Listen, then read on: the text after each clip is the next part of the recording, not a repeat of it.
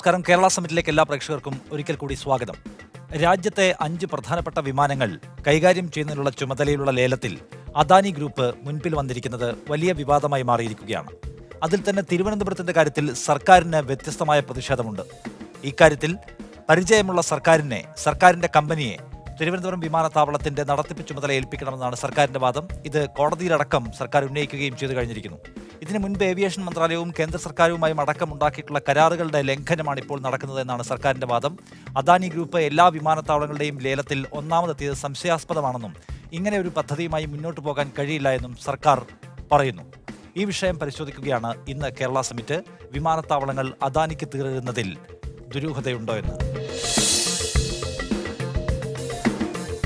നമ്മോടൊപ്പം ഈ ചർച്ചയിൽ പങ്കെടുക്കുന്നത് ശ്രീ നിജേഷ് അരവിന്ദ്, കോൺഗ്രസിന്റെ പ്രതിനിധി, അഡ്വക്കേറ്റ് അശോക് കുമാർ, BJP സംസ്ഥാന കമ്മിറ്റി അംഗം, ശ്രീ TP കുഞ്ഞിക്കണ്ണൻ, ശാസ്ത്ര സാഹിത്യ പരിഷത്ത്, ശ്രീ NP ചെക്കുട്ടി, മുതിർന്ന മാധ്യമ പ്രവർത്തകൻ. ശ്രീ അശോക് കുമാർ, ഇതിപ്പോ സർക്കാർ വളരെ കർക്കശമായ നിലപാട് സ്വീകരിച്ചിരിക്കുകയാണ്. അദാനി ഗ്രൂപ്പിന് ഇത് കൈമാറുന്നതിൽ ഗുരുതരമായ ചട്ടലംഘനമുണ്ട് എന്ന്.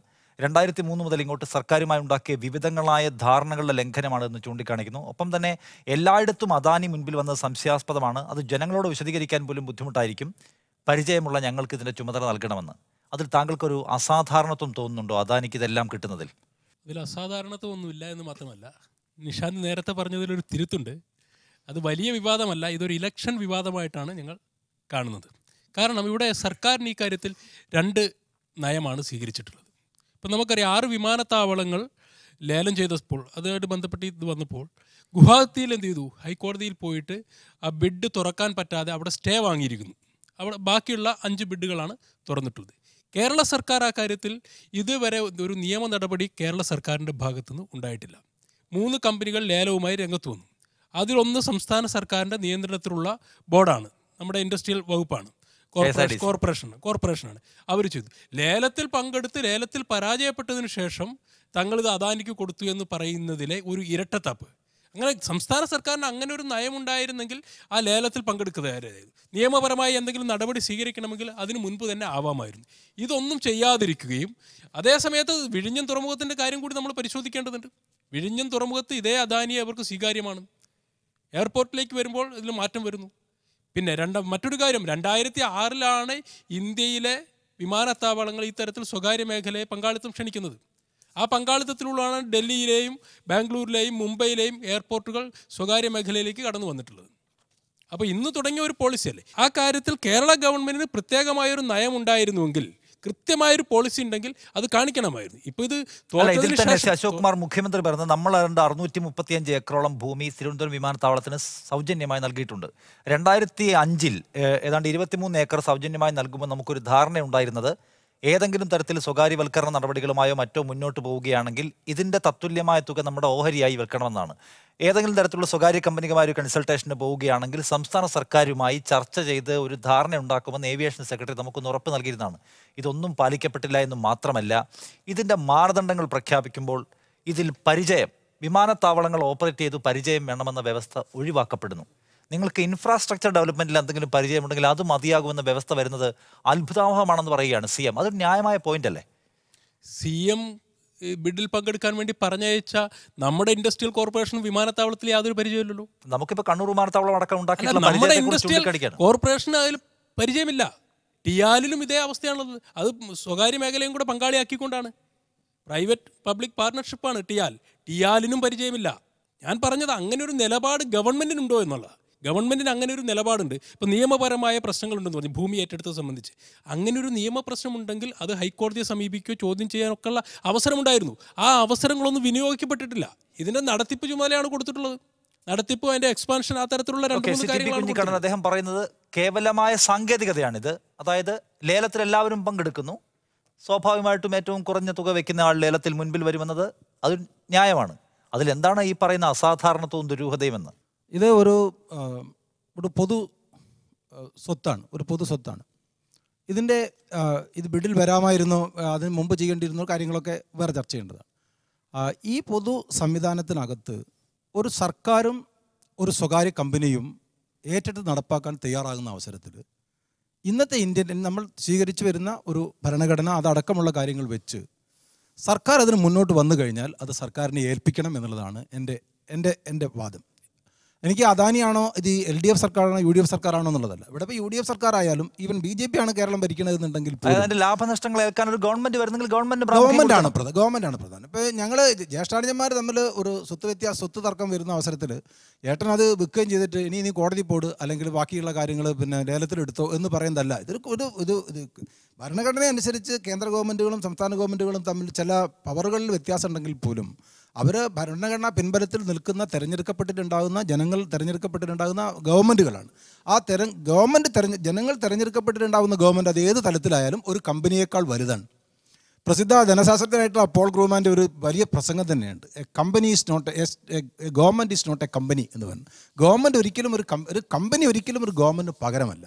ഒരു സ്റ്റേറ്റ് ഗവൺമെൻറ് ഒരു സംവിധാനം ഇന്നത്തെ നിലയിൽ ഏറ്റെടുക്കാൻ തയ്യാറായി കഴിഞ്ഞാൽ അത് ആ ഗവൺമെൻറ്റിനെ ഏൽപ്പിക്കുക എന്നുള്ളതാണ് ചെയ്യേണ്ടത്. ആ ബിഡിലേക്ക് പോലും പോകാൻ പാടില്ലായിരുന്നു എന്നുള്ളതാണ് എൻ്റെ നിലപാട്. പിന്നെ ബിഡിന് ശേഷം എന്തുണ്ടായി എന്നുള്ളതിനേക്കാൾ പ്രധാനം അത് ബിഡിലേക്ക് പോലും പോകേണ്ടതായിരുന്നില്ല.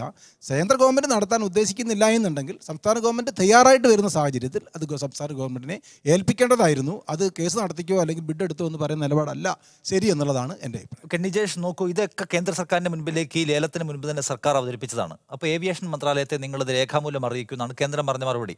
അപ്പോൾ ഏവിയേഷൻ മന്ത്രാലയത്തിന് മുൻപിൽ ഈ കാര്യങ്ങളൊക്കെ വെച്ചുകൊണ്ട് സർക്കാർ 2 സജഷൻസ് മുന്നോട്ട് വയ്ക്കുന്നു. ഈ 2 സജഷനും ഏവിയേഷൻ മന്ത്രാലയം അംഗീകരിക്കുന്നില്ല. അതായത് ബിഡിലേക്ക് തന്നെ പോയാൽ മതി എന്നാണ്. നേരത്തെ പറഞ്ഞ പോലെ ഒരു സർക്കാർ സംവിധാനം അത് ഏറ്റെടുക്കാൻ അതിൻ്റെ മുഴുവൻ റിസ്ക്കും ഏറ്റെടുത്ത് വരുന്നു എങ്കിൽ കൊടുത്തേക്കാമെന്ന നില സ്വീകരിച്ചില്ല. അതിപ്പോൾ അദാനിയെ സഹായിക്കാനാണെന്നുള്ള രാഷ്ട്രീയ ആക്ഷേപം നിങ്ങൾക്ക് ഉന്നയിക്കാം. പക്ഷേ ഈ പറഞ്ഞ സാങ്കേതികത അവിടെ കിടപ്പുണ്ട് താനും. എന്ത് പശ്ചാത്തലം വെച്ചിട്ടാണ് ഇത് അദാനിക്ക് വേണ്ടിയുള്ള കളിയാണെന്ന് പറയുക? അശോക് കുമാർ പറഞ്ഞതിൽ തന്നെ അതിൽ കൃത്യമായ കാര്യങ്ങളുണ്ടെന്ന് തോന്നുന്നു. മുൻപരിചയമില്ലാത്ത അദാനിയെ എയർപോർട്ട് വിഷയത്തിൽ സംസാരിക്കുമ്പോൾ അദ്ദേഹത്തിൻ്റെ വാദമുഖം എന്തുകൊണ്ട് തുറമുഖത്തിൻ്റെ കാര്യത്തിൽ എന്ന് പറഞ്ഞു പോയപ്പോൾ അദാനി വരണം എന്ന നിർബന്ധ ബുദ്ധി കേന്ദ്ര ഗവൺമെൻറ്റിനും അവരുടെ ഭരണകക്ഷിക്കുമുണ്ട് എന്നുള്ളത് വാക്കുകളിൽ തന്നെ വ്യക്തമാണ്. എയർപോർട്ട് പ്രൈവറ്റൈസ് ചെയ്യുന്ന സമയത്ത് അല്ലെങ്കിൽ അവിടുത്തെ കാര്യങ്ങൾ ചെയ്യുന്ന സമയത്ത് PPP അടിസ്ഥാനത്തിൽ ചെയ്യുമ്പോൾ അതിന് ഗവൺമെൻറ് ഒരു ഏജൻസിയാണ് എങ്കിൽ കുറച്ചുകൂടി ചർച്ചകൾ ചെയ്ത് ഗവൺമെൻറ്റിനെ ഏൽപ്പിക്കണം. 2, മുൻപരിചയം വേണ്ട എന്നൊരു നിലപാട് പെട്ടെന്ന് വരികയും ഇന്ത്യയിൽ 6 എണ്ണം ഒറ്റയടിക്ക് അദാനിക്ക് പോവുകയും ചെയ്യുമ്പോൾ സ്വാഭാവികമായ സംശയം ഉണ്ടാവില്ലേ? റിലയൻസ് നേരത്തെ റഫേൽ കിട്ടിയതുപോലെ തന്നെ ഒരു 5 6 അല്ലെങ്കിൽ 10 15 കുത്തക മുതലാളികളിലേക്ക് ഇന്ത്യ രാജ്യത്തിൻ്റെ പ്രധാനപ്പെട്ട കാര്യങ്ങൾ കേന്ദ്രീകരിക്കപ്പെടുന്നു എന്നൊരു സംശയം വന്നാൽ അതിനെ കുറ്റം പറയാൻ പറ്റാത്ത സാഹചര്യമാണ്. ഇനി വരാൻ പോകുന്നേയുള്ളൂ. അദ്ദേഹം പറഞ്ഞ ആദ്യത്തെ വരി തെരഞ്ഞെടുപ്പ് അജണ്ട എന്നാണ്. ഞങ്ങൾ വീണ്ടും തെരഞ്ഞെടുപ്പിൻ്റെ പടിവാതിൽക്കൽ തന്നെ ഈ കാര്യങ്ങളിലേക്ക് നീക്കുന്ന സമയത്ത് നാളെ ചർച്ച ചെയ്യപ്പെടാതിരിക്കാനുള്ള ഒരു ഗൂഢാലോചന കൂടി ഉണ്ടോ എന്ന കാര്യത്തിലും സംശയമുണ്ട്. തെരഞ്ഞെടുപ്പിന്റെ തൊട്ട് മുൻപുള്ള സമയത്താണ് ഈ വിവാദം ഉയർന്നു വരുന്നത്. ഒരുപക്ഷെ രാജ്യത്തൊരു പ്രധാനപ്പെട്ട ചർച്ചയായി പോലും ഇത് മാറിയിട്ടില്ല. രാജ്യത്ത് മറ്റു ചില പ്രധാനപ്പെട്ട വിഷയങ്ങളാണല്ലോ ഇപ്പോൾ മുഖ്യധാരയിൽ ചർച്ചയായി ഉള്ളത്. അദാനിയെ സഹായിക്കാനാണ് ഇതെന്ന് നമുക്ക് ആക്ഷേപിക്കാൻ എന്തെങ്കിലും വിവരങ്ങളുണ്ടോ? നോക്കിയാൽ അദാനിയും സർക്കാരും തമ്മിലുള്ള ബന്ധം പലവിധ കാണാം. ഗുജറാത്തിലെ മുഖ്യമന്ത്രി ആയിരുന്ന കാലം മുതൽ ഇങ്ങോട്ട് അദാനിക്ക് കിട്ടിയ സൗജന്യ ഭൂമിയും വൈദ്യുത നിലയങ്ങളും അടക്കമുള്ള കാര്യങ്ങളുടെ ചരിത്രം നമ്മുടെ മുൻപിലുണ്ട്. ഇത് ഒരു സാങ്കേതിക നടപടിയാണ്.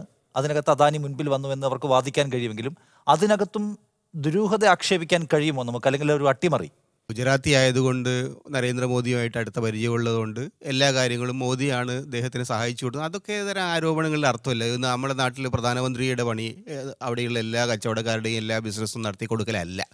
പ്രധാനപ്പെട്ട പ്രശ്നം പ്രൈവറ്റൈസേഷൻ എന്നുള്ളത് നമുക്ക് ഇന്ന് നടപ്പിൽ നിന്ന് മുമ്പോട്ട് പോകാവുന്നൊരു സംഗതിയാണ്, മുമ്പോട്ട് കൊണ്ടുപോകേണ്ടതാണ്. പ്രൊഫസർ കുഞ്ഞിക്കണ്ണൻ ഇവിടെ പറഞ്ഞ കാര്യങ്ങളോട് എനിക്ക് വിയോജിപ്പില്ല. പൊതുമേഖലയ്ക്ക് ആണ് പ്രാധാന്യം കൊടുക്കേണ്ടത്. ഡോമിനൻറ്റ് പൊസിഷൻ അത് പൊതുമേഖലയ്ക്ക് കൊടുക്കണം. അത് നെഹ്റുവിൻ്റെ നയമായിരുന്നു. പക്ഷേ എന്താ നമ്മുടെ അനുഭവം? പൊതുമേഖലയുടെ മേൽക്കൈ എന്തുകൊണ്ട് ഈ രാജ്യത്ത് തരിപ്പണമായി എന്നുകൂടി നമ്മൾ പരിശോധിക്കേണ്ടേ? അതിന് പ്രധാനപ്പെട്ട കാരണം അതിൻ്റെ നടത്തിപ്പിലുണ്ടായിരിക്കുന്ന കക്ഷി രാഷ്ട്രീയവൽക്കരണമാണ്. അതിൻ്റെ നടത്തിപ്പിലുണ്ടായിരിക്കുന്ന കടുത്ത അവ്യവസ്ഥയുടെ രീതിയാണ്, കംപ്ലീറ്റ് തകർച്ചയാണ്. അപ്പോൾ ആ ഒരു അവസ്ഥയിൽ ഇനിയും സർക്കാരുകൾ ഞങ്ങൾ ഏറ്റെടുത്തോളാം എന്ന് പറഞ്ഞു കഴിഞ്ഞാൽ വിമാനത്താവളം അങ്ങോട്ട് കൊടുത്തു കഴിഞ്ഞാൽ തിരുവനന്തപുരത്തുള്ള വിമാനത്താവളം കൂടി ജനങ്ങൾ വല്ല മാലദ്വീപിലോ ലക്ഷദ്വീപിലോ പോയിട്ട് വിമാനം ഇറക്കേണ്ട ഒരു സാഹചര്യം വരും. അതുകൊണ്ട് തന്നെയാണ് ഇന്ന് രാജ്യത്ത് വളർച്ചയുടെ ഭാഗമായിട്ട് കോൺഫിഡൻസ് KSRTCന്റെ കാര്യത്തിൽ ആദ്യം നടപ്പിലാക്കട്ടെ.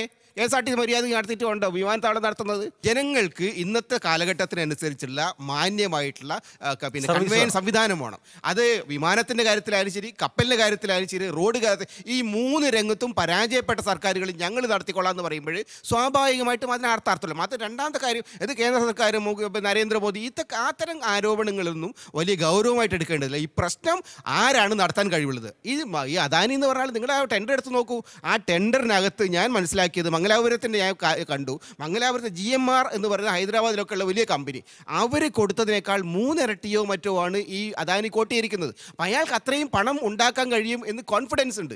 ഇല്ലെങ്കിൽ അയാൾ നേരിട്ട് അയാളെ സംബന്ധിച്ചോളം അയാളതിന് മറുപടി പറയേണ്ടതായിട്ട് വരും. കാരണം ദിസ് ആർ ലീഗലി ബൈൻഡിങ് ആണ് ഈ അഗ്രിമെൻറ്റ്. അയാൾ കാശെടുത്ത് കൊടുക്കണം. അപ്പം അത്തരം കാര്യങ്ങളിൽ അദാനി അല്ല ആരാണെങ്കിലും ശരി, അവർക്ക് ഈ ബിസിനസ് നടത്താൻ കഴിവുള്ളത് കൊണ്ടാണ്. അവരുടെ എക്സ്പീരിയൻസ് ഉള്ള ആളുകൾക്ക് റിക്രൂട്ട് ചെയ്യാനുള്ള കപ്പാസിറ്റി അവർക്കുണ്ട്. അപ്പം അത്തരം കാര്യങ്ങളിൽ നമ്മുടെ പൊതുമേഖല ഒഴിവാക്കിക്കൊണ്ട് സ്വകാര്യ മേഖലയെ ഏൽപ്പിക്കുന്ന സമയത്ത് അത് ആരാണ് ശരി, പണം കാശ് കയ്യിലുള്ളവൻ അവർ കിട്ടും. അതാണ് സംഭവം. അതാണ് ഇവിടെ അതാണ് സംഭവിച്ചിരിക്കുന്നത്. അതിൻ്റെ അത്രയ്ക്ക് മറ്റ് രാഷ്ട്രീയ കാര്യങ്ങളെക്കുറിച്ച് ചർച്ച ചെയ്യുന്നതിൽ അർത്ഥമില്ല. ഓക്കെ, ബെറ്റർ സർവീസ് പ്രൊവൈഡ് ചെയ്യുന്നതിന് ഏറ്റവും ക്വാളിഫൈഡ് ആൾ വരണമെന്ന കാര്യത്തിൽ ആ പോയിന്റിൽ തർക്കമില്ല. പൊതുമേഖലാ സ്ഥാപനങ്ങൾ പലതിലും അവരുടെ നടത്തിപ്പിൽ പ്രശ്നങ്ങൾ ഉണ്ടായിട്ടുണ്ട്, ചരിത്രവും നിരാകരിക്കുന്നില്ല. പക്ഷേ ഈ ക്രൈറ്റീരിയയിൽ അടക്കം സർക്കാർ ചില പ്രത്യേകമായ അസാധാരണമായ ചട്ടങ്ങൾ കൊണ്ടുവരുന്നതിൽ താങ്കൾക്കൊരു അസാധാരണം തോന്നുന്നില്ല?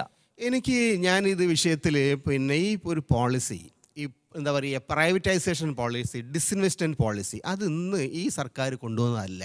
ഇത് കഴിഞ്ഞ സർക്കാരിന് മുമ്പ് എത്രയോ കാലങ്ങൾ, എൻ്റെ ഓർമ്മ ശരിയാണെങ്കിൽ വാജ്പേയി സർക്കാരിൻ്റെ കാലത്താണ് രാജ്യത്ത് ആദ്യമായി ഡിസ്ഇൻവെസ്റ്റ്മെൻറ്റിന് വേണ്ടിയിട്ട് ഒരു മന്ത്രാലയം തന്നെ ഉണ്ടാക്കിയത്. അന്ന് അരുൺ ഷൂരി ആയിരുന്നു എൻ്റെ ചുമതലക്കാരൻ. അപ്പോൾ ആ സമയത്ത് യഥാർത്ഥത്തിൽ ഇന്ത്യയുടെ നവരത്ന കമ്പനികൾ, ഇതിൽ ഏറ്റവും പ്രധാനപ്പെട്ട നവരത്ന കമ്പനികൾ അടക്കം സ്വകാര്യ മേഖലയിലേക്ക് മാറ്റിക്കൊടുക്കുന്ന ഒരു പ്രോസസ്സ് അന്നാണ് സ്റ്റാർട്ട് ചെയ്തത്. അപ്പോൾ അതിൻ്റെ ഭാഗമായിട്ട് ചില വിഷയങ്ങളിൽ ചില അഡ്ജസ്റ്റ്മെൻറ്റുകൾ വേണ്ടി വന്നു. ഇപ്പോൾ ഉദാഹരണത്തിന് ബോംബെയിലുണ്ടായിരുന്ന സെൻറ്റോർ ഹോട്ടലിൻ്റെ കേസിൽ, സെൻറ്റോർ ഹോട്ടലിൽ എനിക്ക് നേരിട്ടറിയാം, അരുൺ ഷൂരിയെ അതിഗംഭീരമായിട്ട് പാർലമെൻറ്റിൽ നിർത്തിപ്പറിക്കുന്നത് ഞാൻ കണ്ടതാണ്. എന്താ കാരണം വെച്ച് കഴിഞ്ഞാൽ സെൻറ്റോർ ഹോട്ടലിൽ ഒരു കൺസോർഷ്യം ആണ് ഏറ്റെടുത്തത്. ആ കൺസോർഷ്യത്തിന് വേണ്ട ബാങ്ക് വായ്പ അരുൺ ഷൂരിയുടെ ഓഫീസിൽ ഇരുന്നു കൊണ്ടാണ് അറേഞ്ച് ചെയ്ത് കൊടുത്തത്. വേറെ ഇത് വാങ്ങാൻ ആളില്ലായിരുന്നു. ആ സ്ഥാപനം ആ കൂട്ടർക്ക് സഹായം നൽകിയിട്ടുണ്ട്. അപ്പം അത്തരം കാര്യങ്ങൾ എല്ലായ്പ്പോഴും സ്വകാര്യ മേഖലയെ സഹായിക്കുന്ന നിലപാടുകൾ ഉണ്ടാവും. അതിനകത്ത് അഴിമതി വേണമെങ്കിൽ ആരോപിക്കാം, അല്ലെങ്കിൽ നമ്മൾ അതിൻ്റെ സത്യസന്ധത അതായത് ഒരു KSRTC പോലും മര്യാദയ്ക്ക് നടത്താൻ സർക്കാരിന് കഴിയാറില്ല. ഇപ്പോൾ നന്നായി വരുന്നു എന്ന ഘട്ടം വരുമ്പോൾ അവിടുത്തെ യൂണിയൻകാരെ പേടിച്ചിട്ട് അവിടുത്തെ MD എടുത്ത് മാറ്റാൻ പോലും മടിയില്ലാത്ത ഒരു സർക്കാർ എങ്ങനെ വിമാനത്താവളം നടത്തുന്ന ചോദ്യം? അങ്ങനെയുള്ള ചെറിയ ഇൻസ്റ്റൻസുകളൊക്കെ നമുക്ക് പറയാൻ പറ്റും. സ്ഥാപനങ്ങൾ നടത്തിക്കൊണ്ട് പോകുന്നതിനകത്ത് ചില പരിമിതികൾ ഉണ്ടാകും. ആ പരിമിതികൾ പലതും റെക്ടിഫൈ ചെയ്യാവുന്നതാണ്. പരിഹരിക്കാൻ പറ്റാത്ത പ്രശ്നങ്ങളൊന്നുമല്ല. ഇന്ന് ഇന്ത്യയിൽ പൊതുമേഖലാ സംവിധാനമാണോ ഏറ്റവും പ്രധാനമായിട്ട് വർക്ക് ചെയ്യുന്നത്, അല്ലെങ്കിൽ നല്ല രീതിയിൽ വർക്ക് ചെയ്യുന്നത്, അതല്ല സ്വകാര്യ മേഖലയാണോ വർക്ക് ചെയ്യുന്നത്? അപ്പോൾ വെറും അണപയിൽ മാത്രമല്ല നമ്മൾ കാര്യങ്ങൾ കാണേണ്ടത്. അവ നൽകുന്ന സേവനങ്ങൾ, അവ സമൂഹത്തിൽ ഉണ്ടാക്കിയിട്ടുള്ള മൊത്തത്തിലുണ്ടാകുന്ന ആസ്തികളൊക്കെ KSRTCയുടെ ആസ്തി എന്ന് പറയുന്നൊരു സാധനമുണ്ട്. കേരളത്തിലെ ഏറ്റവും എല്ലാ പ്രധാനപ്പെട്ട നഗരങ്ങളിലും അതിനുള്ളൊരു വലിയ ആസ്തിയുണ്ട്. അത് അതിൻ്റെ പ്രവർത്തനത്തിലൂടെ രൂപപ്പെട്ട് വന്നിട്ടുള്ളതാണ്. പക്ഷേ നടത്തിപ്പിനകത്ത് ചില പരിമിതികളുണ്ട്. നമ്മൾ ഈ കണ്ടതുപോലെ സംഘടനകളുടെ ചില സ്വാധീനങ്ങൾ ഉണ്ടാവാം. ചിലപ്പോൾ അതിന് നടത്തുന്ന ഏറ്റവും തലപ്പത്തുണ്ടാകുന്ന ആളുടെ രാഷ്ട്രീയ അപ്പോയിൻമെൻറ്റുകൾ ഉണ്ടാവാം. പക്ഷേ ഇതൊക്കെ റെക്ടിഫൈ ചെയ്യാവുന്നതാണ്. ഇതൊക്കെ തന്നെയാണെങ്കിലും ഇന്ത്യ എന്ന് പറയുന്ന ഒരു രാജ്യം നിലനിൽക്കുന്നതിൻ്റെ പിറകിൽ വലിയ ഒരു പൊതു സംവിധാനമാണ് ഉള്ളത്. കാരണം അടിസ്ഥാന ആവശ്യങ്ങൾ പോലും ഇനിയും പരിഹരിക്കാൻ കഴിഞ്ഞിട്ടില്ലാത്ത നമ്മുടെ രാജ്യത്ത് അടിസ്ഥാന ആവശ്യങ്ങൾ മുന്നോട്ട് കൊണ്ടുപോകുന്നതിൽ ഗവൺമെന്റിന് വളരെ പ്രധാനപ്പെട്ട റോളുണ്ട്. ഗവൺമെന്റ് ആ റോൾ വഹിക്കണം. നമ്മൾ സുഹൃത്തുക്കൾ എന്നുള്ള നിലയ്ക്ക് ഒരു പോയിന്റ് ഞാൻ പറയാം. അതായത് ഇവിടെ ഇപ്പോൾ നമ്മൾ ആർക്കാണ് ഇതിന്റെ ശക്തി, കഴിവ്, കാര്യങ്ങളെക്കുറിച്ചൊക്കെ നമ്മൾ അദാനി എന്താണ് ഇന്ത്യയിൽ വിമാനത്താവളം നടത്തി വലിയ പരിചയമുള്ള ആളാണോ? അദാനി ഇന്ത്യയിൽ വിമാനത്താവളം അയാളുടെ മേഖല എന്ന് പറയുന്നത് കൽക്കരി ഖനികളാണ്. ഇന്ന് ഇന്ത്യയിലെ മുതലാളിമാരിൽ വന്നുകൊണ്ടിരിക്കുന്ന ഒരു വലിയ മാറ്റമുണ്ട്. അത് നമ്മൾ നിയമപരമായ പ്രോമിസ് ഉണ്ട്, അത് എങ്ങനെ ചെയ്ത് കാണിക്കാമെന്ന്.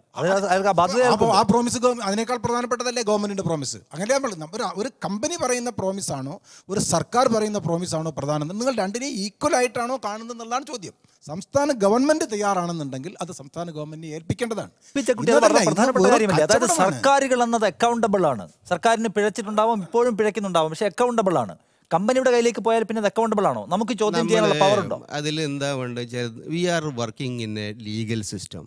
നമ്മളൊരു നിയമവ്യവസ്ഥയ്ക്ക് കീഴിലാണ്. അത് സർക്കാരായാലും ശരി, സ്വകാര്യ വ്യക്തിയായാലും ശരി, നിയമവ്യവസ്ഥയോട് ആൻസറബിൾ ആണ്. അപ്പോൾ അതിനകത്ത് സർക്കാരിന് പ്രത്യേകമായിട്ടുള്ള വിഴിഞ്ഞം താങ്കൾ നോക്കൂ, എവിടെയാണ് അല്ല, ഈ ഞാൻ പറഞ്ഞ പറയട്ടെ, accountability ആ work ചെയ്യുന്നത്? നിയമവ്യവസ്ഥ നടപ്പിലാക്കുന്ന ഒരു സർക്കാരാണ് രാജ്യത്തുള്ളതെങ്കിൽ സ്വാഭാവികമായിട്ടും അത് സ്വകാര്യ വ്യക്തിക്ക് പിന്നെ ആനുകൂല്യങ്ങൾ കൊടുക്കരുത്, പൊതുമേഖലയ്ക്ക് പ്രാധാന്യം കൊടുക്കണം എന്ന നിലപാട് നമുക്ക് അംഗീകരിക്കാൻ കഴിയില്ല.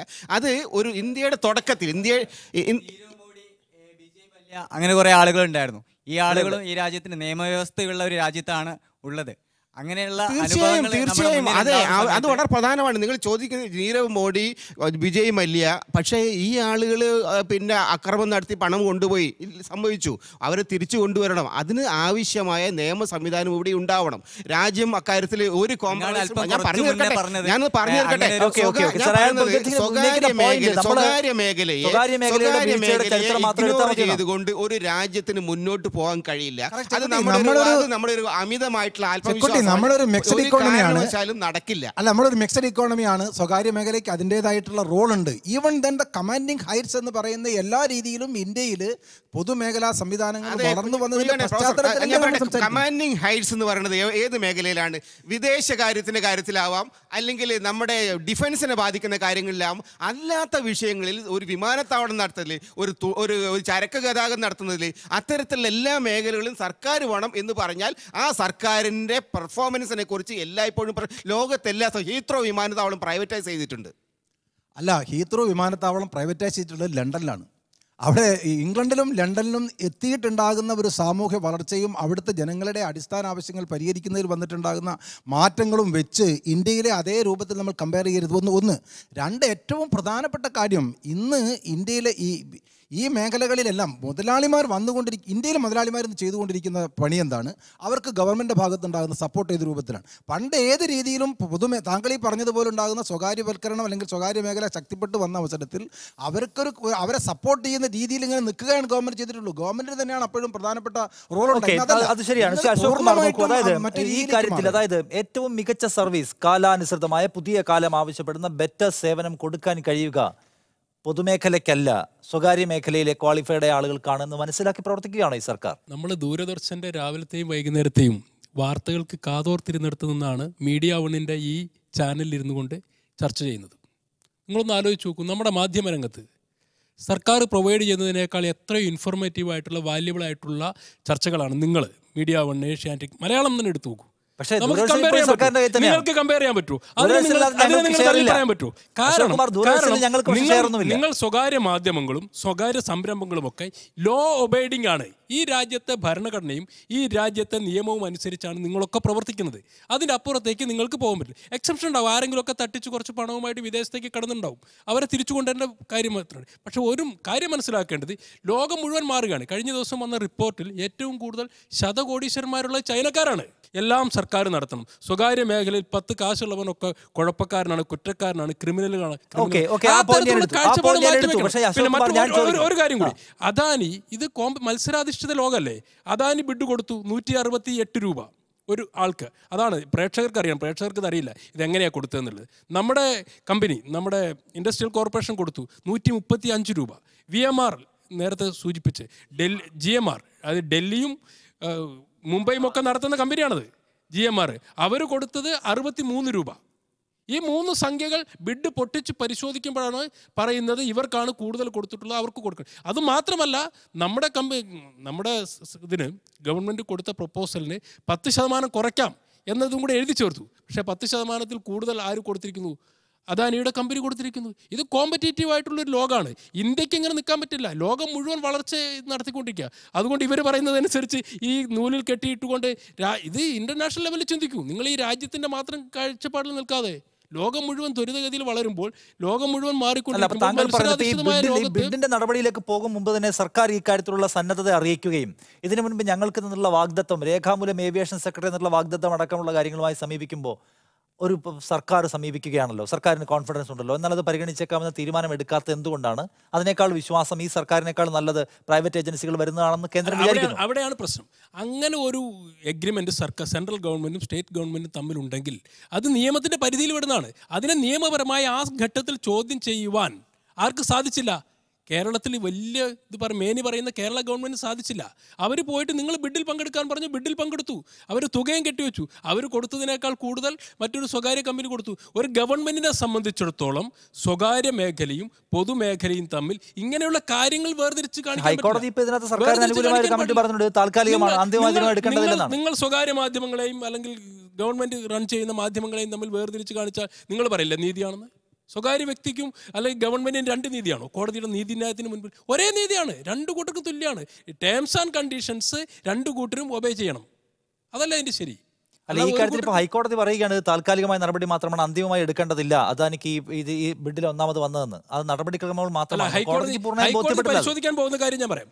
ഹൈക്കോടതി പരിശോധിക്കാൻ പോകുന്നത് മുൻകാലത്ത് സെൻട്രൽ ഗവൺമെന്റും സ്റ്റേറ്റ് ഗവൺമെന്റും തമ്മിൽ ഈ വിമാനത്താവളം തമ്മിൽ എന്തെങ്കിലും കരാറുണ്ടായിട്ടുണ്ടെങ്കിൽ, അത് ഏതെങ്കിലും സെൻട്രൽ ഗവൺമെന്റ് വയലേറ്റ് ചെയ്തിട്ടുണ്ടെങ്കിൽ, airport authority of India violate ചെയ്തിട്ടുണ്ടെങ്കിൽ തീർച്ചയായിട്ടും ഹൈക്കോടതി സംസ്ഥാന ഗവൺമെന്റിനോടൊപ്പം നിൽക്കും. അത് വരട്ടെ, നമുക്ക് പരിശോധിക്കാം. ഇത് സെൻട്രൽ ഗവൺമെന്റ് പോളിസി മാറ്ററാണ്. സ്വകാര്യ മേഖലയും കൂടെ പങ്കെടുപ്പിച്ചുകൊണ്ട് വിമാനത്താവളത്തെ നല്ല രീതിയിൽ മുന്നോട്ട് കൊണ്ടുപോകാൻ തീരുമാനിച്ചു. ഓക്കെ, അതൊരു പോളിസി മാറ്ററാണ്. നോക്കൂ നിജേഷ്, നേരത്തെ NP ചെക്കുട്ടി പറഞ്ഞതുപോലെ പ്രൈവറ്റൈസേഷൻ എല്ലാ മേഖലയിലും വരുന്ന, ഏതാണ്ട് എല്ലാ മേഖലയിലും പ്രൈവറ്റൈസേഷൻ വന്നതിന് ശേഷം മാത്രം ലോകത്തിൽ എല്ലാവർക്കും കിട്ടുന്ന ഈ സൗകര്യങ്ങൾ നമുക്ക് കിട്ടിയ കാലമാണല്ലോ ഇത്. പ്രൈവറ്റൈസേഷൻ കൊണ്ടാണ് പകുതിയും കിട്ടിയതെന്ന് കൂടി ഓർക്കണം. അപ്പോൾ അതുകൊണ്ട് ഇതിനെ എതിർക്കേണ്ടതില്ല എന്നാണ്. നയപരമായി നിങ്ങൾക്ക് എതിർക്കാൻ കഴിയുന്ന ഒരു കാര്യമല്ല, അങ്ങനെയല്ലേ? നയപരമായി പ്രൈവറ്റൈസേഷനെ കൊണ്ടുവന്നതിൽ പങ്കാളികളാണ് ഞങ്ങളതിനെ എതിർക്കുന്നില്ല. എന്നാൽ പ്രൈവറ്റൈസേഷനാണ് അവസാന വാക്ക് എന്ന അഭിപ്രായമില്ല. ഏതെങ്കിലും ഒരു കാര്യത്തെ സൂചിപ്പിച്ചുകൊണ്ട് ഇപ്പം ഇന്ത്യ ഭരിക്കുന്ന രാഷ്ട്രീയ പാർട്ടി ദൂരദർശനേക്കാൾ മെച്ചമാണ് ഒരു സ്വകാര്യ ചാനൽ എന്ന് പറയുമ്പോഴുണ്ടാവുന്ന ഒരു വ്യത്യാസം.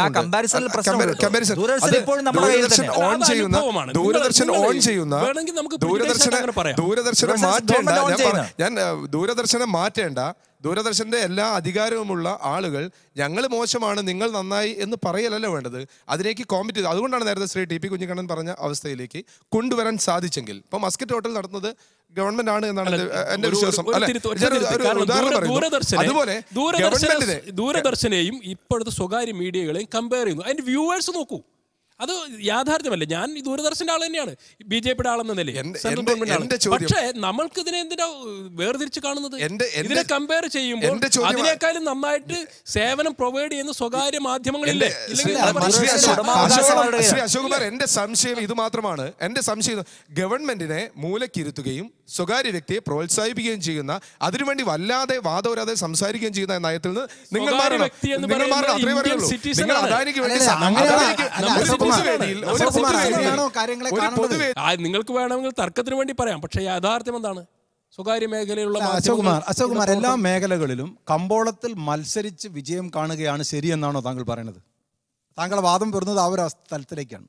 പൊതു സംവിധാനത്തെ അടക്കം കമ്പോളത്തിൽ മത്സരിച്ചിട്ട് അതിജീവിക്കാൻ കഴിവുണ്ടെങ്കിൽ അതിജീവിക്കട്ടെ. അത് തന്നെയാണ് കമ്പോളം ആവശ്യപ്പെടുന്നത്. മത്സരാധിഷ്ഠിത ലോകമാണിത്. അല്ല, മത്സരാധിഷ്ഠിത ലോകം എവിടെയാണ് എത്തി നിൽക്കുന്നതെന്ന് കാണണം. എത്തി നിൽക്കുന്ന തകർച്ചയിലേക്ക് നീങ്ങിക്കൊണ്ടിരിക്കുകയാണ്. ആ തകർച്ചയുടെ അനുഭവങ്ങളാണ് തൊഴിലാണ് ഇവരെ ഏറ്റവും ഉയർത്തി കാണിക്കുന്ന ഒരു കാര്യം. ഇവിടെ സ്വകാര്യ മേഖല എത്ര തൊഴിൽ കൊടുക്കുന്നു? പൊതുമേഖല കൊടുക്കുന്നതിനേക്കാൾ കൂടുതൽ തൊഴിൽ ഇപ്പോൾ ഈ മാധ്യമങ്ങളുടെ കമ്പാരിസൺ. സ്വകാര്യ മേഖല കൊടുക്കുന്ന തൊഴിലും പൊതുമേഖല കൊടുക്കുന്ന തൊഴിലും ഒരുപോലെയാണോ? താങ്കളുടെ വക്കീലല്ലേ, താങ്കൾക്ക് പറയാൻ. സ്വകാര്യ മേഖല കൊടുക്കുന്ന തൊഴിൽ എന്ന് പറഞ്ഞാൽ ഹയർ ആൻഡ് ഫയർ രൂപത്തിലുണ്ടാകുന്ന സേവന വേതന വ്യവസ്ഥകൾ ഒന്നും ബാധിക്കാത്ത രീതിയിൽ തൊഴിൽ രംഗത്ത് വൻതോതിലുള്ള കാഷ്വലൈസേഷൻ വന്നുകൊണ്ടിരിക്കുകയാണ് ഇന്ത്യയിൽ. ഇന്ത്യ അടക്കമുള്ള രാജ്യങ്ങളിൽ എപ്പോൾ വേണമെങ്കിലും ചേർക്കാം, എപ്പോൾ വേണമെങ്കിലും പിരിച്ചുവിടാം. നേരത്തെ സൂചിപ്പിച്ചു KSRTC. ഞാൻ ആരുടെ ആളല്ല. ഒരു മാസം കൊണ്ട് 1 കോടി രൂപ നടക്കുന്ന കാര്യങ്ങളാണ്. എത്ര പേർ ആത്മഹത്യ ചെയ്തു എന്നുള്ളത് നമ്മൾ കണക്കെടുക്കണം. ഞാൻ പറയുന്നത് കമ്പോളത്തെ ന്യായീകരിക്കുകയാണോ നമ്മൾ ചെയ്യേണ്ടത്? അതല്ല, ഗവൺമെന്റും സ്വകാര്യ മേഖലയും ഒരു നിയന്ത്രണത്തിന് വിധേയമായി താങ്കൾ പറഞ്ഞതുപോലെ നിയമങ്ങൾക്ക് അനുസൃതമായി പ്രവർത്തിക്കാണോ വേണ്ടത്? ഏത് തൊഴിൽ മേഖലയിലാണ്?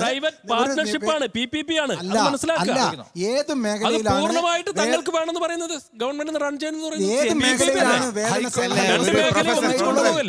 കുഞ്ഞുങ്ങളെ ഒരു കാര്യം ഞാൻ പറയട്ടെ. നമ്മളിപ്പം ഈ സൈദ്ധാന്തികമായിട്ട് പൊതുമേഖലയെ ഒരിക്കലും നമുക്ക് എഴുത്തി കാണാൻ കാണില്ല. കാരണം സർക്കാരുകൾ പ്രധാനമാണ്, പൊതുമേഖല പ്രധാനമാണ്. പക്ഷേ റിയാലിറ്റി നമ്മൾ കാരണം. ഈ ജോൺ റോബിൻസൺ വളരെ വലിയ പ്രശസ്തയായ ഇക്കോണമിസ്റ്റ്, അവർ പറഞ്ഞു ചൂഷണം ചെയ്യുന്നത് വളരെ മോശമാണ്. പക്ഷേ ചൂഷണം ചെയ്യാൻ ആരുമില്ലാതെ വെറുതെ ഇരിക്കുന്നത് അതിനേക്കാൾ മോശം. ഏത് തൊഴിൽ രംഗത്താണ് സ്വകാര്യ മേഖലയിൽ കൃത്യമായ ഏതെങ്കിലും തരത്തിലുള്ള സേവന വേതന വ്യവസ്ഥകൾ നിലനിൽക്കുന്നു. അതെ, അതിന് ഞാൻ മറുപടി പറയാം. അതിന് പ്രധാനപ്പെട്ട കാര്യം നമ്മുടെ നാട്ടിൽ തൊഴിൽ ചെയ്യുന്ന ആളുകൾ ബാർഗെയിൻ ചെയ്യാനുള്ള കപ്പാസിറ്റിയിലേക്ക് വരണം. അവർക്ക് അതിന് സംഘടനാ സംവിധാനമാണ്. അവരെ തകർക്കുന്ന, അവരെ ചൂഷണം ചെയ്യുന്ന നേതാക്കന്മാർ ഈ നാട്ടിൽ ഉണ്ടാകാൻ പാടില്ല. യഥാർത്ഥത്തിൽ നമ്മുടെ തൊഴിൽ മേഖലയിൽ ഉണ്ടായിരുന്ന ഏറ്റവും വലിയ പ്രശ്നം എന്ന് പറയുന്നത് തൊഴിലാളിയുടെ താല്പര്യങ്ങളല്ല, മുതലാളിയുടെ താല്പര്യങ്ങളാണ് പലപ്പോഴും ട്രേഡ് യൂണിയനുകൾ പോലും സംരക്ഷിക്കുന്നത്. ഒന്ന്. രണ്ടാമത്തെ കാര്യം ഈ സ്വകാര്യ മേഖലയെ ഇഗ്നോർ ചെയ്തുകൊണ്ട് യഥാർത്ഥത്തിൽ നമുക്ക് മുന്നോട്ട് പോകാൻ കഴിയില്ല. സ്വകാര്യ മേഖലയ്ക്കെതിരായി നമുക്ക് നിരന്തരമായിട്ട് ആരോപണങ്ങൾ ഉന്നയിക്കാം, ഇൻഡിവിജ്വൽസിനെ തരം താഴ്ത്താം. പക്ഷേ സ്വകാര്യ മേഖലയുടെ ഇൻവെസ്റ്റ്മെൻറ്റ്, സ്വകാര്യ മേഖലയുടെ ശക്തമായിട്ടുള്ള ആർജവം, അവർക്ക് ഇന്നോവേറ്റീവ്നെസ്, ഇതിനെല്ലാം നമ്മൾ അംഗീകരിച്ചാൽ പറ്റൂ. ചൈന മാത്രമല്ല, ലോകത്തിൻ്റെ എല്ലാ രാജ്യങ്ങളും അതിന് ഉദാഹരണമാണ്. വിയറ്റ്നാമിൽ ഇതാണ് സംഭവിച്ചുകൊണ്ടിരിക്കുന്നത്. ഇപ്പം ഇന്നലെ ട്രംപ് പറഞ്ഞു, നിങ്ങൾ നോർത്ത് കൊറിയയോട് നിങ്ങൾ ആ പരിപാടി നിർത്തിയിട്ട് വിയറ്റ്നാമിനെ തൊഴിൽ സുരക്ഷിതത്വം, പൗരന്റെ ഉടമാവകാശം, അതൊന്നും ഇനി പുതിയ കാലത്ത് വലിയ പ്രസക്തമല്ല. എന്നെ സംബന്ധിച്ചിടത്തോളം തൊഴിൽ സുരക്ഷിതത്വം എന്ന് പറയുന്നത് ഒരു കയ്യിൽ ഒതുങ്ങാവുന്ന ചില വിഭാഗം ആളുകൾക്ക് മാത്രമുള്ള തൊഴിൽ സുരക്ഷിതമാണ് ഇപ്പോൾ പൊതുമേഖല സംഭവിക്കുന്നത്. ഇന്ത്യയിലെ പൊതുമേഖല എന്ന് പറയുന്ന ഒരു ഐലൻഡാണ്. ഈ ഐലൻഡിലിരിക്കുന്ന ഒരു വിഭാഗം വരേണ്യവർഗ്ഗക്കാരായ തൊഴിലാളികൾക്ക് വേണ്ടി മാത്രമല്ല തൊഴിൽ. രാജ്യത്ത് ഏതാണ്ട് 130 കോടി ആളുകളുണ്ട്. 2 കോടി 3 കോടി തൊഴിലുകൾ ഉണ്ടാക്കണം. ഈ തൊഴിലുകൾ ഒരു വർഷം ഉണ്ടാക്കണം. ഈ തൊഴിലുകൾ ഉണ്ടാക്കണമെങ്കിൽ സർക്കാരിന് കഴിയില്ല, പൊതുമേഖല കഴിയില്ല. അതിന് സ്വകാര്യ മേഖല തന്നെ വേണം. നമ്മൾ അംഗീകരിച്ചേ പറ്റൂ. അല്ല, സ്വകാര്യ മേഖല അതുകൊണ്ടാണ് അതിൽ പ്രശ്നം എന്താ വെച്ചാൽ ഇപ്പൊ നഴ്സുമാരുടെ ശമ്പളത്തിന്റെ കാര്യത്തിൽ കോടതി ഇടപെടൽ വന്നിട്ട് അത് ഇതുവരെ കൂട്ടിക്കൊടുക്കാൻ തയ്യാറാവാത്ത ഒരു സാഹചര്യത്തിലാണ് ഈ ഗവൺമെന്റ് നിൽക്കുന്നത്. ആ ഗവൺമെന്റ് തന്നെയാണ് പറയുന്നത് വിമാനത്താവളം ഞങ്ങൾ നടത്തിക്കോളാം. അറ്റ്ലീസ്റ്റ് സ്വകാര്യ മേഖലയെ കുറ്റം പറയുമ്പോൾ നഴ്സുമാരുടെ പ്രശ്നം എല്ലാവരും ചർച്ച ചെയ്തു. കഴിഞ്ഞ 40 വർഷത്തെ ഏറ്റവും വലിയ തൊഴിൽ നഷ്ടത്തിന്റെ കണക്കിലാണ് ഇപ്പൊ രാജ്യം. രാജ്യത്ത് ഏറ്റവും കൂടുതൽ തൊഴിൽ പ്രക്ഷോഭങ്ങളും സംഘർഷങ്ങളും നിലനിൽക്കുന്ന ഒരു കാലഘട്ടത്തിലാണ് നമ്മൾ ഈ സംഭാഷണം നടത്തുന്നത്. അതായത് ഇപ്പൊ പറയുന്നത് തൊഴിൽ നമ്മൾ കൊടുക്കുന്ന സമയത്ത് വേതനം കറക്റ്റായിട്ട് കൊടുക്കുന്നുണ്ട് എന്ന രീതിയിലാണ് സംസാരിച്ചുകൊണ്ടിരിക്കുന്നത്. പ്രൈവറ്റ് സെക്ടറിനെ നമ്മൾ എതിർക്കല്ല. പക്ഷെ ഒരു കാര്യം എന്താ വെച്ചാൽ, ഇപ്പോൾ ഈ സ്കൂൾ അധ്യാപകന്മാർക്ക് ഇത്ര രൂപ കൊടുക്കണം, അതേപോലെ നഴ്സുമാർക്ക് ഇത്ര രൂപ കൊടുക്കണം എന്ന് നമ്മുടെ ഗവൺമെൻറ് ഓർഡർ ഇട്ടിട്ടുണ്ട്. പക്ഷേ അതൊന്നും ഇവിടെ നടക്കുന്നില്ല എന്നുള്ള കാര്യം എല്ലാവർക്കും അറിയുന്ന ഒരെന്നും സമരത്തിലുണ്ടാവാറ്. ഈ ചാനലുകളോ അല്ലെങ്കിൽ ദൂരദർശൻ നമുക്ക് തരുന്ന ഇപ്പോഴത്തെ ട്രായിൻ്റെ നിബന്ധന പ്രകാരം ഫ്രീ ആയിട്ടല്ലേ. പക്ഷേ ഏഷ്യാനെറ്റ് അതേപോലെ ചാനലുകൾ അതിന് പൈസ വാങ്ങിക്കില്ല നമ്മളെപ്പോലുള്ള ആളുകളുടെ നിന്ന്. അവർ നമ്മളെ ചൂഷണം ചെയ്യല്ലേ. അപ്പം പ്രൈവറ്റ് സെക്ടർ ഒരിക്കലും നമുക്ക് അനുകൂലം ആണ് എന്ന രീതിയിൽ നമുക്ക് ചിന്തിക്കാൻ പറ്റൂല. പ്രൈവറ്റ് സെക്ടറിന്റെ ആവശ്യം അദ്ദേഹം പറഞ്ഞൊരു പോയിന്റ് എന്താണെന്ന് വെച്ചാൽ, ഇപ്പൊ നോക്കൂ, നഴ്സുമാരുടെ ശമ്പളത്തിന്റെ കാര്യത്തിൽ നമുക്ക് സ്വകാര്യ മേഖലയെ നിയന്ത്രിക്കാൻ കഴിയുന്നില്ല. ഇപ്പോൾ സർക്കാർ മേഖലയിൽ ചെക്കുട്ടി പറഞ്ഞതുപോലെ എല്ലാവർക്കും തൊഴിൽ കൊടുക്കാൻ കഴിയാത്ത പ്രശ്നമുണ്ടെങ്കിൽ തന്നെ സ്വകാര്യ മേഖലയ്ക്ക് നിയമത്തിനനുസൃതമായാണ് ഇതെല്ലാം കൈമാറുമെന്ന് പറയുമ്പോഴും നിയന്ത്രിക്കാൻ കഴിയാത്ത പരിമിതാവസ്ഥ നമ്മുടെ മുൻപിലുണ്ട്. നിയന്ത്രിക്കാൻ കഴിയാത്തതല്ല, അത് സർക്കാർ ആഗ്രഹിക്കുന്നില്ല. അവിടെയാണ് പ്രശ്നം. സുപ്രീം കോടതി അടക്കം പറഞ്ഞിട്ട് കൂലി വാങ്ങി കൊടുക്കണം എന്ന് പറഞ്ഞാൽ മിനിമം വേതനം നമ്മുടെ രാജ്യത്തിന്റെ റൈറ്റ്സ് ആണ്. അത് നടപ്പിലാക്കി കൊടുക്കാൻ ഗവൺമെന്റ് സാധിക്കാത്ത ഗവൺമെന്റ് ആണ് പറയുന്നത് ഞങ്ങൾ വിമാനത്താവളം ഓടിച്ചോളാം, അതിലേക്ക് ഒരാളെ കൂടി പാർട്ട്ണർഷിപ്പായിട്ട് ഒരു സ്വകാര്യ വ്യക്തി വരാൻ പാടില്ല. ഒരു സ്വകാര്യ വ്യക്തി ഇതിൽ പാർട്ട്ണർഷിപ്പായിട്ട് വരികയും ആ തരത്തിൽ ഇത് മുന്നോട്ട് കൊണ്ടുപോയി അതിന്റെ സംവിധാനം മെച്ചപ്പെടുത്തുന്നത് കൊണ്ട് എന്ത് ദോഷമാണ് ഉണ്ടാവുക അത് പറയണം. അതെന്ത് പറയാനാ താൻ കണ്ട ഈ നാട്ടിൽ അരിച്ചെടുക്കുന്ന മുഴുവൻ പൈസയും ഒരു സ്വകാര്യ വ്യക്തിയുടെ ശാസ്ത്ര സാഹിത്യ പരിഷത്തിന് ആ പ്രശ്നമുണ്ട്. അതുകൊണ്ടാണ് കേരളം ഏറ്റവും വ്യവസായങ്ങളുടെ മരുപ്പറമ്പായിട്ട് മാറിയിട്ടുള്ളത്. എന്തുകൊണ്ട്? കേരളത്തിന്റെ പൊതു സ്വഭാവമാണ്. കേരളത്തിൽ കാലാകാലങ്ങളായിട്ട് ഉണ്ടാകുന്ന സംരംഭങ്ങളുടെ ഒക്കെ മുന്നിൽ കൊണ്ടുപോയി കൊടികുത്തുന്ന ഒരു സാഹചര്യം നിങ്ങളുടെ നാട്ടിലുണ്ട്. ഒടുവിൽ കൊല്ലത്ത് ആത്മഹത്യ ചെയ്ത CPIയുടെ സമരത്തിന്റെ പേരിൽ ആത്മഹത്യ ചെയ്ത സർക്കാർ കുറച്ചുകൂടി ക്വാളിഫൈഡ് ആയി ഇത് ചെയ്ത് അതിൽ നിന്ന് കിട്ടുന്ന വരുമാനം നമ്മുടെ പൊതു അക്കൗണ്ടിലേക്ക് വരുന്നതിനേക്കാൾ നല്ലതാണ് അദാനിയിലേക്ക് പോകുന്നതെന്നാണോ താങ്കൾ പറയുന്നത്? അദാനിയെ കുറിച്ചാണ് ചർച്ച ചെയ്യുന്നത്. റഫേൽ ഇടപാടിലെ കാര്യങ്ങൾ സൂചിപ്പിച്ചു. 2006 സ്വകാര്യ മേഖലയെ ഇതിലേക്ക് ക്ഷണിച്ചു കൊണ്ടുവന്നത് കോൺഗ്രസ് ഗവൺമെന്റ് ആണ്. ആ കോൺഗ്രസ് അടക്കമുള്ള ആളുകൾ രാജ്യത്തെ ഏറ്റവും പ്രധാനപ്പെട്ട വിമാനത്താവളങ്ങൾ ഡൽഹിയും മുംബൈയും അതുപോലെ തന്നെ ബാംഗ്ലൂരും. നമ്മുടെ പ്രശ്നം ഇതാണ്, ഒരു പരിചയവും നിങ്ങൾക്ക് വേണ്ടതില്ല, ഒരു പരിചയവും വേണ്ടതില്ല എന്നാണ് സർക്കാർ പറയുന്നത്. പ്രേക്ഷകര് കരുതുന്നത് എന്താണെന്ന് BJPയുടെ ഗവൺമെന്റ് വന്നിട്ട് ആദ്യമായിട്ട് ഇന്ത്യയിൽ എന്ത് ചെയ്യുന്നു, ഒരു എയർ മേഖലയിലേക്ക് disinvestment സ്വകാര്യ മേഖലയെ കൊണ്ടുവരുന്ന ആളുകൾ തെറ്റിദ്ധരിക്കും. അതുകൊണ്ടാണ് ഞാൻ പറയുന്നത് സ്വകാര്യ മേഖല ഈ മേഖലയിലേക്ക് ക്ഷണിച്ചു വരുത്തിയത് 2006 UPA ഗവൺമെന്റ് ആണ്. പ്രധാനപ്പെട്ട 3 വിമാനത്താവളങ്ങൾ അന്ന് സ്വകാര്യ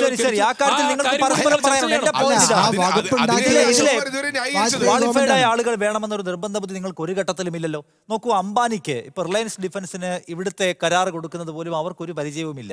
ഇവിടെ അദാനിക്കും വിമാനത്താവളം നോക്കി പരിചയം വേണ്ട. ചില ആളുകൾക്ക് കിട്ടണമെന്ന ലക്ഷ്യത്തോടെ ഉണ്ടാക്കുന്ന ക്രൈറ്റീരിയ ആണെന്ന് സ്വാഭാവികമായും തോന്നും. അവർ ആക്ഷേപത്തിന് വകയുണ്ടല്ലോ അശോക് കുമാർ. അവിടെ ഈ വിമാനത്താവളത്തിൽ സ്വകാര്യ വിമാനത്താവളത്തിൽ ഏറ്റവും പരിചയമുള്ളതാണ് VMR. അവർ ഈ ലേലത്തിൽ GMR അവർ ബിഡിൽ പങ്കെടുത്തിരിക്കുന്നു. അവർ കൊടുത്തതിനേക്കാൾ കൂടുതൽ തുക വേറെ ആൾ കൊടുക്കുന്നു.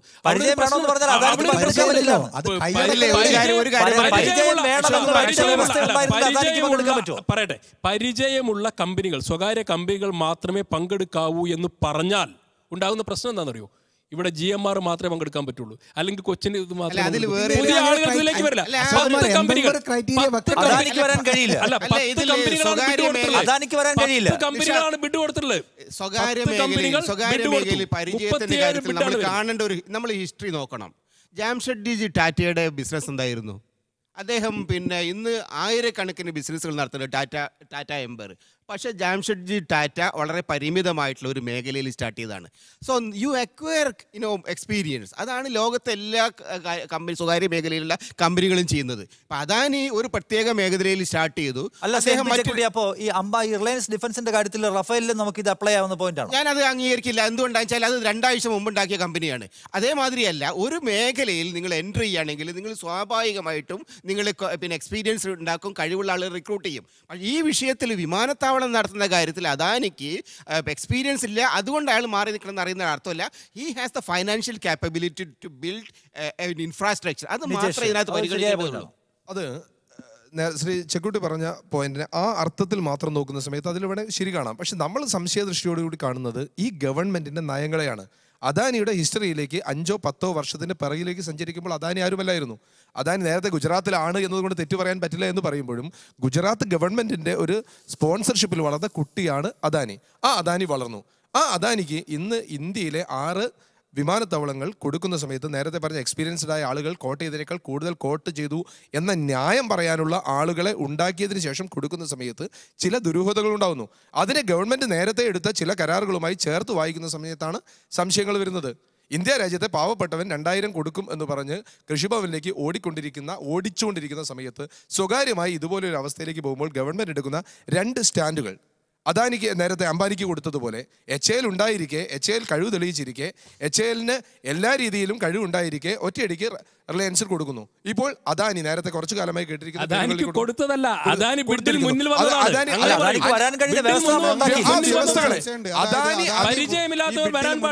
പറഞ്ഞല്ലോ. റാഫേൽ പോലുള്ള കാര്യങ്ങളിൽ ഒരു പരിചയമില്ലാത്ത നമ്മുടെ റിലയൻസിന് കിട്ടി. അതേപോലെ തന്നെ ഈ അദാനി എങ്ങനെ ബിഡിൽ വന്നു എന്നതിന് നമ്മൾ സംശയിക്കുന്നതിൽ തെറ്റുണ്ടോ ഞങ്ങളെപ്പോലുള്ള ആളുകൾ?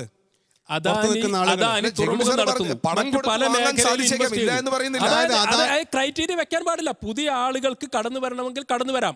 അദാനിയുടെ കമ്പനി മാത്രമല്ല, 10 കമ്പനികൾ 37 ബിഡുകളാണ് സമർപ്പിച്ചിട്ടുള്ളത്. അത് പൊട്ടിച്ചു നോക്കുമ്പോഴാണ് ഏറ്റവും മുന്നിൽ ആര് വരുന്നത്? അദാനി വരുന്നത്. GMR അതിന്റെ പുറകിൽ നിൽക്കുന്നു. അതിന്റെ എത്രയോ പുറകിലാണ് ഗവൺമെന്റ് കൊടുത്ത ഓരോ ഇതേപോലുള്ള കാര്യങ്ങൾ നിങ്ങൾ പറയുന്നത് ഒരു ഗ്രൂപ്പിനായിട്ട് റെസ്ട്രിക്ട് ചെയ്ത് വെക്കണം.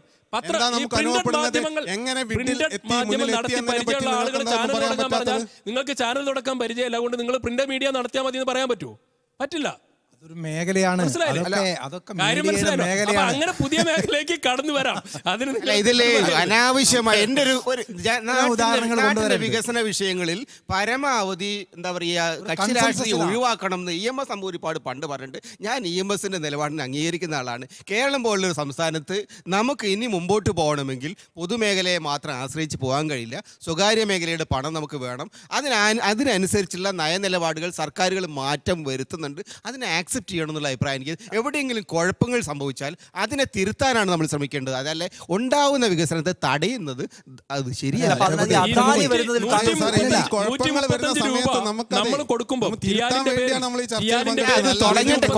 വിമാനത്താവളം പോയില്ലല്ലോ, പണി തുടങ്ങിയില്ലല്ലോ. തുടങ്ങുന്ന സമയത്ത് നമുക്ക് നോക്കാം, വിഷയങ്ങൾ വരട്ടെ.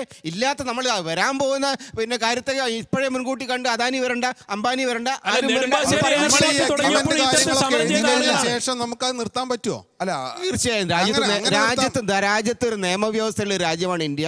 എല്ലാ കാര്യങ്ങൾക്കും നിയമപരമായി പരിഹാരം ഉണ്ടാക്കാൻ കഴിയും. എന്നാൽ അത് അതിൻ്റെതായ രീതിയിൽ തന്നെ അങ്ങ് ചെയ്താൽ പോരെ, കറക്റ്റ് ആയിട്ട് തന്നെ ചെയ്താൽ പോരെ. നിങ്ങൾ രണ്ട് തരത്തിലുള്ള നിലപാടുകൾ സ്വീകരിക്കുന്നു. നിങ്ങൾ ഈ സ്വകാര്യ മേഖലയുടെ സ്വകാര്യ വ്യക്തിയുടേതാണ്. ആ വ്യത്യാസത്തെ കൂടി നമ്മൾ കാണണം. അല്ല, നിങ്ങൾ രണ്ട് തരത്തിലുള്ള നിലപാട് സ്വീകരിക്കുകയാണ്. അവിടെയാണ് പ്രശ്നം. നിങ്ങൾ ഇതിന്റെ ആനുകൂല്യങ്ങൾ മുഴുവൻ പറ്റുന്നു. ഇതൊക്കെ ആനുകൂല്യങ്ങൾ മുഴുവൻ അനുഭവിച്ചതിന് ശേഷം സ്വകാര്യ മേഖല കേരളത്തിന്റെ ബൗണ്ടറിയിലേക്ക് വരാൻ പാടില്ല എന്ന പിടിവാശി പിടിക്കുന്നു. ഇത് ബാലിശമാണ്. പൊതുമേഖലയും സ്വകാര്യ മേഖലയും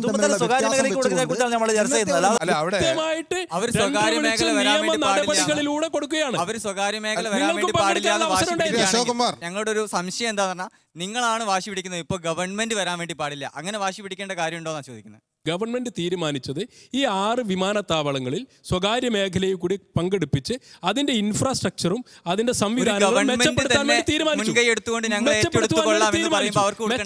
വേണ്ടി തീരുമാനിച്ചപ്പോൾ അത് സ്വകാര്യ മേഖലയിൽ നിന്ന് അപേക്ഷ ക്ഷണിച്ചു. സംസ്ഥാന ഗവൺമെന്റ് പറഞ്ഞത് അങ്ങനെ കൊടുക്കാൻ പറ്റില്ല, ഞങ്ങൾക്ക് താല്പര്യമുണ്ട്. നിങ്ങൾക്ക് താല്പര്യമുണ്ടെങ്കിൽ നിങ്ങൾ പ്രൈവറ്റ് പബ്ലിക് പാർട്ട്ണർഷിപ്പിൽ ഒരു കമ്പനി രൂപീകരിച്ച് നിങ്ങൾ അതിൽ പങ്കെടുക്കൂ, നിങ്ങൾക്ക് ആനുകൂല്യം തരാം, നിങ്ങൾ ബിഡ് സമർപ്പിക്കൂ എന്ന് പറഞ്ഞ് ബിഡ് സമർപ്പിച്ചപ്പോൾ 135 രൂപ ഒരാൾക്ക് സംസ്ഥാന ഗവൺമെന്റിന്റെ കമ്പനി കൊടുക്കുകയും 168 രൂപ അദാനി കൊടുക്കുകയും ചെയ്തു. എന്താണ്, ആരാണ് സ്വീകരിക്കുന്നത്? നിങ്ങൾ അതിനേക്കാൾ കുറച്ചു കൊടുത്ത കുറഞ്ഞു പോയി നിങ്ങൾ പറയില്ലേ നാളെ?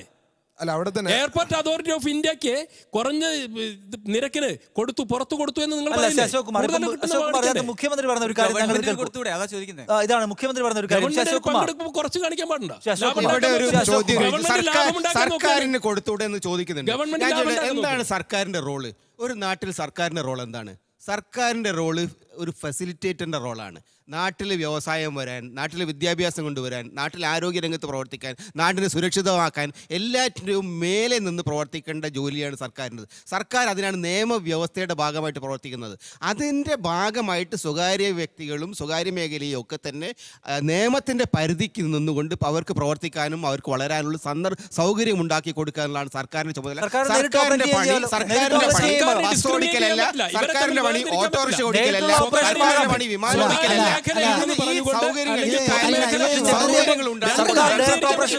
വളരെ അപകടകരമായ ഒരു ചർച്ചയിലേക്കാണ് താങ്കൾ പോകുന്നത്. ഡയറക്ട് ഓപ്പറേഷൻ വേണ്ട പരമാവധി കുറയ്ക്കുക തന്നെ വേണം. സ്വകാര്യ മേഖലയ്ക്ക് ഇത്തരം കാര്യങ്ങളിൽ മേൽക്കൈ കൊടുക്കണം. 18ാം നൂറ്റാണ്ടിലെ ശാസ്ത്രമാണ് താങ്കൾ പറയുന്നത്. സോവിയറ്റ് യൂണിയൻ തകർന്ന് തരിപ്പണമായ വർത്തമാനം പറയരുത്. സോവിയറ്റ് യൂണിയൻ തകർന്നതിന് ശേഷം എന്തുകൊണ്ടാണ് സോവിയറ്റ് യൂണിയൻ തകർന്നത്? സോവിയറ്റ് യൂണിയൻ തകർന്നത് പൊതുമേഖലാ സ്ഥാപനങ്ങൾ ഉണ്ടായതുകൊണ്ടല്ലോ. സോവിയറ്റ് യൂണിയൻ തകർന്നത് ഈ കാഴ്ചപ്പാട് കൊണ്ടാണ്. സർക്കാരിന്റെ അമിതമായ മേൽക്കൈ തന്നെയാണ് സോവിയറ്റ് യൂണിയൻ അംഗീകരിക്കാതെ മുമ്പോട്ട് പോകാൻ കഴിയില്ല. അവിടെ തന്നെ സർക്കാർ കമ്പനി രൂപീകരിച്ച് പ്രൈവറ്റ് കമ്പനികളുടെ സർക്കാർ ഒന്ന് കോമ്പറ്റ് ചെയ്ത് നോക്കട്ടെ. നമ്മുടെ സർക്കാരല്ലേ? ശ്രീ അശോക് കുമാറിന്റെ പബ്ലിക് പ്രൈവറ്റ് പാർട്ണർഷിപ്പിലാണ്. ന്യായമായ പോയിന്റ് അല്ലേ? ടിയാൽ എന്ന് പറയുന്ന കമ്പനി അങ്ങനെയല്ലേ? Travancore international airport limited company രൂപീകരിച്ചിട്ട്, പക്ഷേ അവർ കൊടുത്ത ടെൻഡർ മറ്റേ അദാനിയുടെ ടെൻഡറിനേക്കാൾ താഴെയാണ്. എന്ത് ചെയ്യാൻ പറ്റും? സ്വാഭാവികമായിട്ടും ഹയസ്റ്റ് ബിഡറിനാണ് കൊടുക്കുക. അതാണ് നിയമം. അല്ലെങ്കിൽ നിയമം മാറ്റണം. സർക്കാർ അപ്പോൾ ആവശ്യപ്പെട്ടാൽ ഒരു പ്രാമുഖ്യവും സർക്കാരിന് കൊടുക്കേണ്ടതില്ല. 10% എന്നുള്ളത് കൊടുത്തിട്ടുണ്ട്. പക്ഷെ 10% കൂടുതലാണ്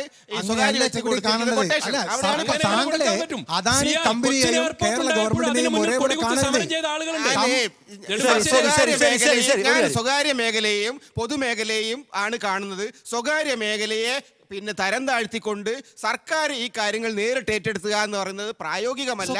മാത്രമല്ല അത് നമ്മുടെ വളർച്ചയെ തടയും എന്ന അഭിപ്രായം. ഇവിടെ സ്വകാര്യ മേഖല സമാന്തരമായിട്ട് വളരണ്ട എന്നുള്ളതല്ല ചെക്കുട്ടി പറയണത്.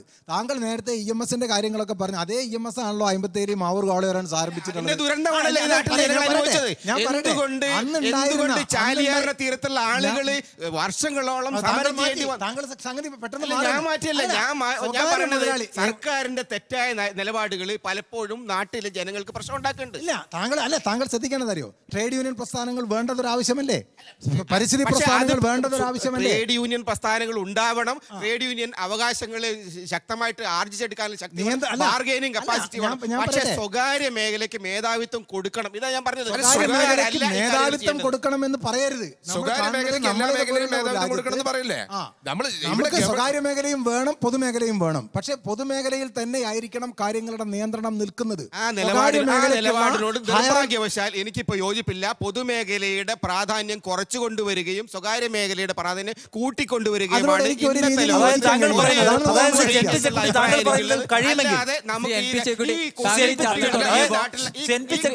താങ്കൾ പറയുന്നത് പൗരന് ചോദ്യം ചെയ്യാൻ കഴിയാത്ത തരത്തിലുള്ള സ്വകാര്യ സംവിധാനങ്ങൾ വരണം. എന്റെ പൗരാവകാശങ്ങളെ കുറിച്ച് ചോദ്യം ചെയ്യാൻ 5 വർഷം, നിങ്ങൾ ഈ നയം മാറ്റിയില്ലെങ്കിൽ 5 വർഷം കഴിയുമ്പോൾ നിങ്ങളെ തെരഞ്ഞെടുപ്പിലൂടെ മാറ്റുമെന്ന എന്റെ പ്രശ്നം സ്വകാര്യ മേഖലയ്ക്ക് എന്താ പറയുക പ്രാധാന്യം നൽകാതെ, സ്വകാര്യ മേഖലയുടെ ഇൻവെസ്റ്റ്മെന്റിനെ കാണാതെ, സ്വകാര്യ മേഖലയുടെ ഇന്നോവേറ്റീവ്നെസ് ഇഗ്നോർ ചെയ്തുകൊണ്ട് ഒരു രാജ്യത്തിന് മുന്നോട്ട് പോകാൻ കഴിയില്ല. ആ നിലയ്ക്ക് രാജ്യത്തിലെ കുട്ടികൾക്ക്, ഈ നമ്മുടെ കുട്ടികൾക്ക് തൊഴിൽ കൊടുക്കണം. നമ്മുടെ 2 കോടി കുട്ടികളാണ് ഓരോ വർഷവും വരുന്നത്. അത് പൊതുമേഖലയിൽ സാധ്യമല്ല. ശ്രീ കുഞ്ഞിക്കണ്ണൻ പറയുന്നിടത്ത് പ്രശ്നം എന്താ വെച്ചാൽ, അവർ കമ്മ്യൂണിസ്റ്റ് തീവ്ര നിലപാടാണ് കുഞ്ഞിക്കണ്ണൻ സാറിൻ്റെ ശാസ്ത്ര സാഹിത്യ പരിഷത്ത് പിന്തുടരുന്നത്. പക്ഷെ ആ നിലപാട് പിന്തുടരുമ്പോൾ അതിന് നമുക്ക് ഉദാഹരണമായി കാണിക്കാൻ പറ്റുന്ന കമ്മ്യൂണിസ്റ്റ് രാജ്യങ്ങൾ, ആ കമ്മ്യൂണിസ്റ്റ് രാജ്യങ്ങൾ 50-60% സ്വകാര്യ മേഖലയിലായിരിക്കും. അതുകൊണ്ടാണ് ഞാൻ നേരത്തെ സൂചിപ്പിച്ച ചൈനയിലാണ് ഏറ്റവും കൂടുതൽ ശതകോടീശ്വരന്മാർ. പക്ഷെ കേരളത്തിന് ഇത് പറ്റില്ല എന്നുള്ള പിടിവാശി ഉണ്ടല്ലോ. അത് കേരളത്തിന്റെ കേരളത്തിന്റെ വികസനത്തെ തകർക്കാണ്. അവിടെയാണ് പ്രശ്നം.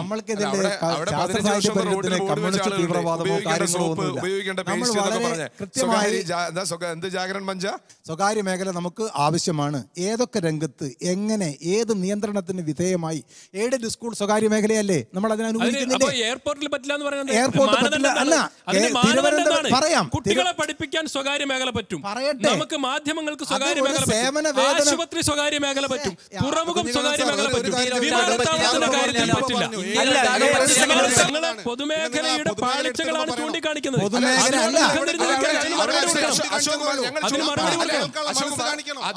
അദാനിയെ മുന്നിൽ വെച്ചുകൊണ്ട് റിലയൻസിന് ഡിഫൻസ് തീർക്കാണ് നിങ്ങൾ. അദാനിയെയും റിലയൻസിനെയാണ് ഡിഫെൻഡ് ചെയ്യുന്നത്. പൊതുമേഖലാ വ്യവസായ സ്ഥാപനങ്ങളെ പബ്ലിക്കായിട്ട് എതിർക്കുകയും നിങ്ങൾ അദാനിയെയും മറ്റവരെയും സപ്പോർട്ട് ചെയ്യാൻ പൊതുവേദിയിൽ ചെയ്തുകൊണ്ടിരിക്കുന്നത്. ഇന്ത്യയിൽ ഒട്ടാകെ പാടില്ല എന്ന് പറഞ്ഞില്ലല്ലോ. ഇവിടെ കേരളത്തിനകത്ത് തിരുവനന്തപുരത്ത് ഞങ്ങൾ ഏറ്റെടുത്തു കൊള്ളാമെന്നല്ലേ കേരളത്തിലെ ഗവൺമെന്റ് പറഞ്ഞു. മേഖലയെ മുഴുവനായിട്ട് എതിർക്കുന്ന ഒരു പറഞ്ഞില്ല. നിങ്ങൾ പങ്കെടുക്കൂ, ബിഡ് കൊടുക്കൂ എന്ന് പറഞ്ഞപ്പോൾ നിങ്ങൾ അദാനിയുടെ പുറകിൽ പോയി. നിങ്ങളുടെ പാർട്ടിയും കാണുന്നത് ഇതൊരു കച്ചവടം മാത്രമായിട്ടാണ്. MP ചെക്കുട്ടി ഇവിടെ തുടങ്ങിയ സമയത്ത് അദ്ദേഹം പറഞ്ഞത് പ്രധാനമന്ത്രിയുടെ പണി കച്ചവടം നടത്താനാണ്. റിയലിസ്റ്റിക് ആയ ഒരു ഓഫർ മുന്നോട്ട് വെക്കുകയാണ്. അദാനിക്ക് അതിന് മുകളിലുള്ള ഒരു ഓഫർ വെക്കാൻ കഴിയും. ഇത് ഓഫറിന്റെ പ്രശ്നമാണ്, കാര്യക്ഷമതയുടെ പ്രശ്നമല്ല. ഒരാൾക്ക് എത്ര രൂപ എന്നുള്ള നിരക്കിലാണ് കൊടുക്കുന്നത്.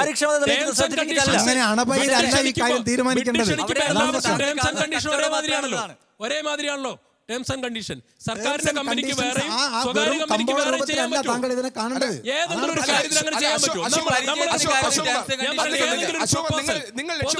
പൊതുമേഖല ഒരു അപേക്ഷ ക്ഷണിക്കുന്നു, പറയട്ടെ, അതിൽ സ്വകാര്യ വ്യക്തിക്ക് ഒന്നും സർക്കാർ വ്യക്തി അങ്ങനെ രണ്ടായിട്ട് കാണാൻ പറ്റുമോ?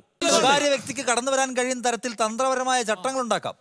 തന്ത്രപരമായ ചട്ടമല്ല, അത് പാർട്ണർഷിപ്പാണ്, പബ്ലിക് പ്രൈവറ്റ് പാർട്ണർഷിപ്പാണ്. നിങ്ങൾ ആളുകളെ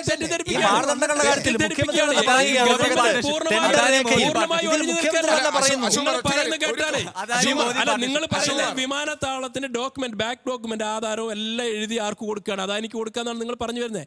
അങ്ങനെയല്ല സുഹൃത്തെ, ഇതെങ്ങനെയാണ്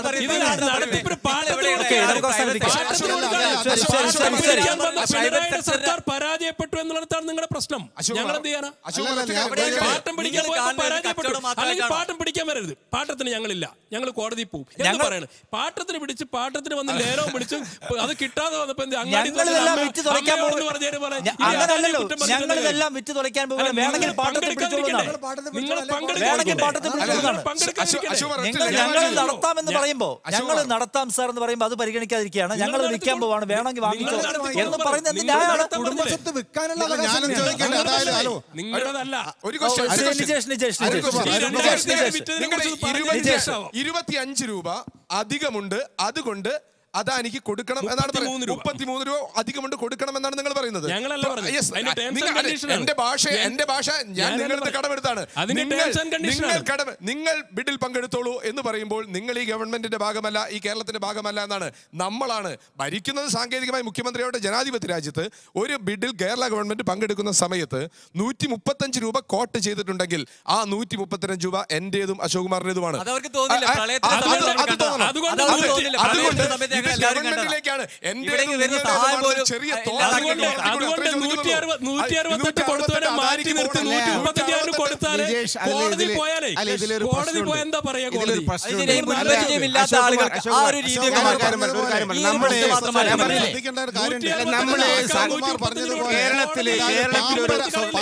സ്വകാര്യ കമ്പനി ഉണ്ടാവുന്നു. കേരളത്തിലൊരു സ്വകാര്യ കമ്പനി വ്യവസായം നടത്തുന്നു. ഈ കമ്പനി നികുതി പിരിക്കുന്നത്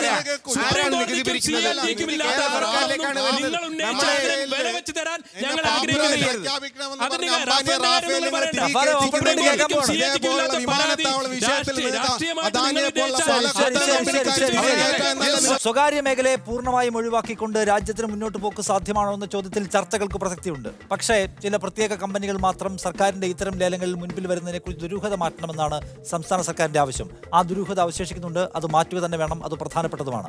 കേരള സമിതി പൂർണ്ണമാകുന്നു. വീണ്ടും അടുത്തയാഴ്ച. നന്ദി, നമസ്കാരം.